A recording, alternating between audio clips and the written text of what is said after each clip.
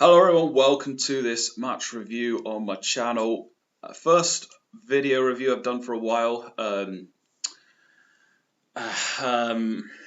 Well, how do I put this?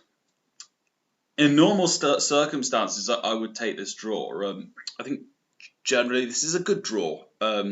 Away from home against a side that finished 6th last season, about the level of what Vitória Guimarães are, and they're generally the best team outside of the main four in Liga Portugal.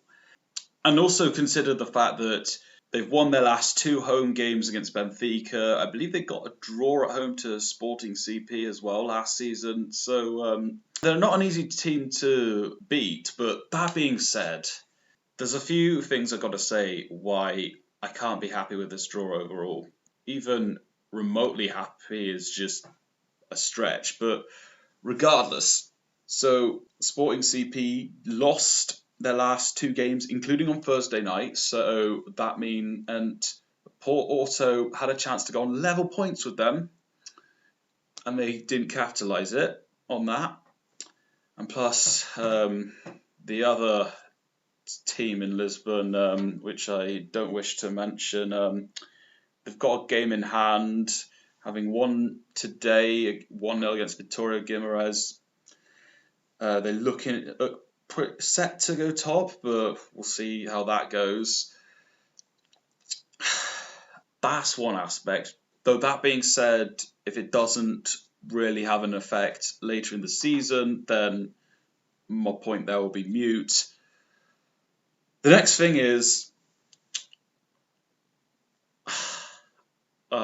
there's so much boiling here, but regardless, I think the next important thing is that I don't think the game was okay overall. I don't think Porto were that convincing in their attacks.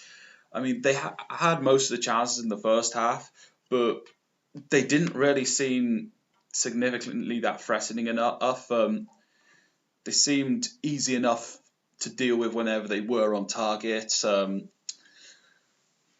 don't think Samu did enough in the first half. I didn't see much impact from Galeno, Pepe, Vieira either. It's a bit better in the second half, but yeah.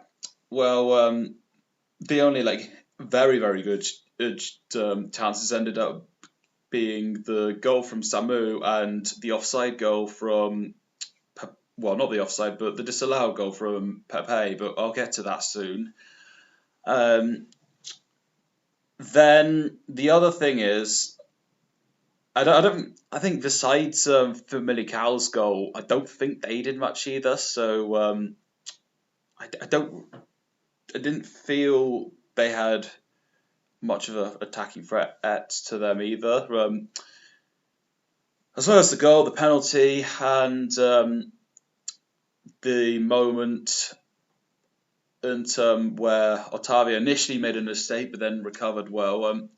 Just don't think Famalicao had much threat about them, and that's the other disappointing part about result overall.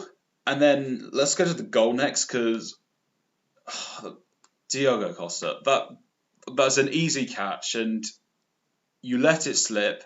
Famalicao score on the rebound. I mean, oh my god! When the second half came about, I genuinely thought about, should we even be having Costa at this point? Credit to him, he started to get a bit better in the second half. When the penalty he came, did a great job at saving. It's the first time I can remember him saving a penalty. I don't really remember a penalty save last season or this season. I can only really remember 2 seasons ago in the Champions League. But I digress. Very good save. Well read. The penalty had pace, but as far as the placement, from that aspect, that wasn't a good penalty. Credit Costa making that save. Before we get to the big moment, I will just say also, Vitor Bruno, I have no idea what he was doing in this game. I couldn't see what the plan was. That wasn't just normal attacking. They just didn't. I didn't see a plan in that first half at all. And then second half, not much better. And then he makes subs. First one came 80th minute, second one 85th minute, and then he made a triple sub in the early stages of added time. In that sense, he was being like Conceição, like Southgate, when they were making substitutions too late. I understand that the bench isn't at the strongest, but Ivan Jaime can still do something. Even brought on Rodrigo Mora ended up being the first sub. Certainly, we needed another striker in this case. Dennis Gould was brought on. Certainly needed him on earlier. Late substitutions and no real plan. At least the players seem to be improvising the whole way through. Very good finish from Samu. Set piece in the area that did ricochet. Great finish from Samu to get that on the rebound. Went right in the corner. Kind of the one highlight he really had in this game, and the rest he didn't do much. But let's get to that other big talking point. Again, Diogo Costa, that would have been a very good redemption in having started that attack, which led to Pepe's goal. And Samu actually did well in that instance as well. And the Famalicao saved by the bad defending at that stage. I can understand the penalty call, but I don't think that's a penalty. Maybe I'm being a bit biased, but it definitely looked like a ball to hand motion. I couldn't really see an unnatural arm movement from Pepe, so I don't think it was a penalty. Nonetheless, the penalty was saved, but the goal was disallowed. So that's the frustrating point. But the wider issue is Porto haven't created enough convincing chances. Famalicao didn't do much, and one of the things they did do was a goal from a goalkeeping mistake. And then the other bit is, of course, Vitor Bruno, no real impact, and he made the subs too late. I think Famalicao had made like 4 subs before Rodrigo Mora had came on, and by the time who was it? Ivan Jaime came on. Famalicao had already made about 5 subs, so there's clearly more of an incentive from them, and they didn't even do that much in this game. So for F's sake, this